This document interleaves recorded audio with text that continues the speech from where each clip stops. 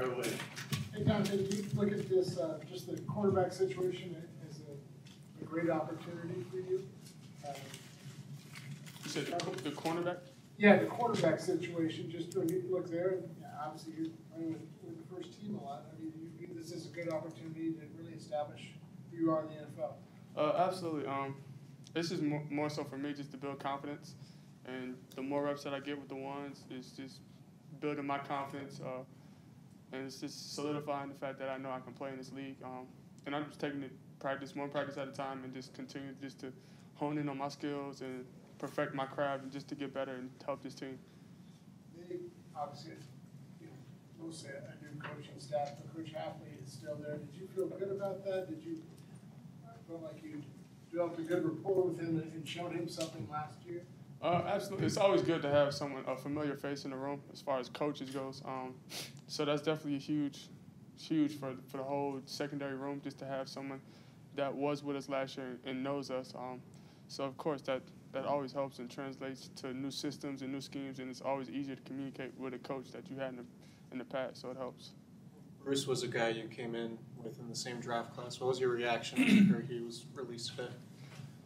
Honestly, it was tough. Me and Bruce were real close. Like you said, we came in the same class.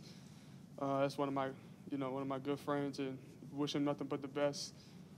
But at the same time, I got to understand it's a business, and it's the nature of this game. Unfortunate that it happened to be him, but it could have been any one of us. So I wish him nothing but the best. Was it frustrating for him just because it seemed like he was always dealing with something physically? Yeah, he was drafted, 4th round, because of his talent, and it was unfortunate that he was unable to showcase his talent due to the injuries that stacked up against him. But at the end of the day, it's a business. I hate to see him leave, but at the same time, I wish him nothing but the best. We've seen you play with the starters before, and you've done well when you've gone into games, et cetera, et cetera. What is it, to this point, do you think has kept you from sort of taking over a starting job, and what do you need to kind of get over to do that this year?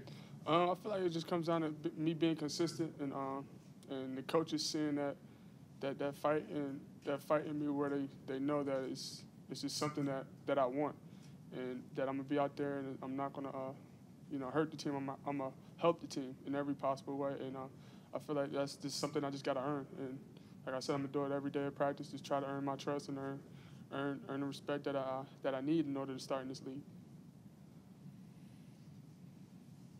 There's it seems like once or twice each practice, there's a misdirection play and then a wide open receiver on the other side of the field. Is that unique in training camp with this offense? Are you seeing looks that one play or one formation, that play goes this way, and then the next day it's something different? There's a wide open guy. Is it unique in that aspect? It's very unique, and it just comes back to show how good Kyle is. He's a genius when it comes to misdirection and getting people out of positions and trying to attack certain people. He's, like I said, he's a genius when it comes to it, and it's honestly just gonna make us better. Get our eyes properly in the right position for the whole defense, and it's just gonna help us to get better. I know he's not hanging in your position room, but have you developed any impressions of Elvis Dumervil? It seems like a fairly intense, no-nonsense guy. Oh yeah, absolutely. I talked to him on the field and everything, and we talked on walkthroughs and meetings and whatnot. But yeah, he seems. It's good to have that veteran presence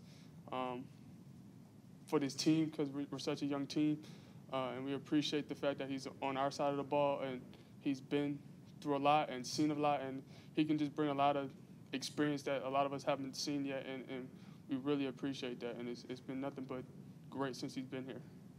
Does he look like a guy who's a sack specialist? Absolutely. Yeah. Absolutely. The way he gets off the ball, yes, absolutely.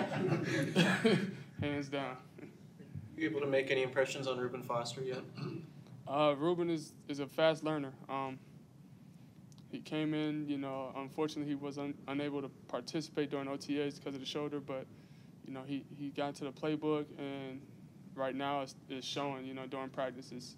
He's making plays and he's learning. He's not making the same mistakes, so he's a fast learner. How'd he do calling the plays today with the starters?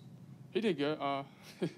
He was yelling him a little bit, but he was good. It's something you gotta do repetitively, and it'll come natural as he does it more often. So when camp started, it seemed like you and Keith Reeser were kind of rotating. Was that the initial plan, and how much maybe has it helped that you've kind of had it all to yourself here the last few practices? Honestly, the initial plan, from what I was told, was we were going to be rotating.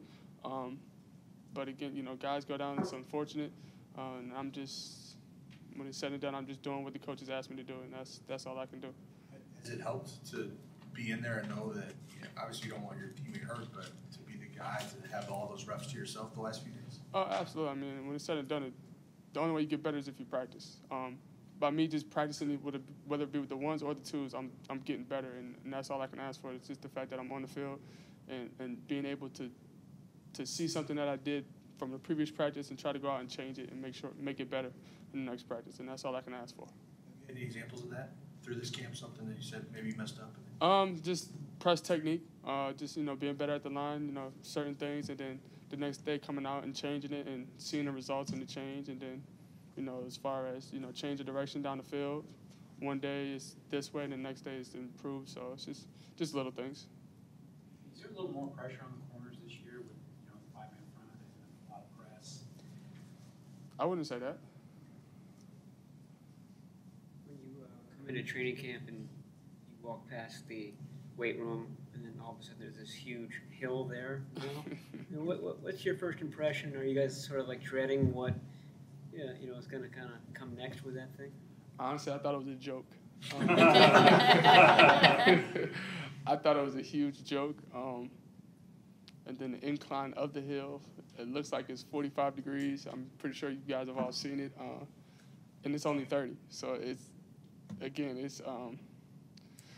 Coach Ray he's got some tricks up his sleeves. And honestly, I don't know if I want to really get into them.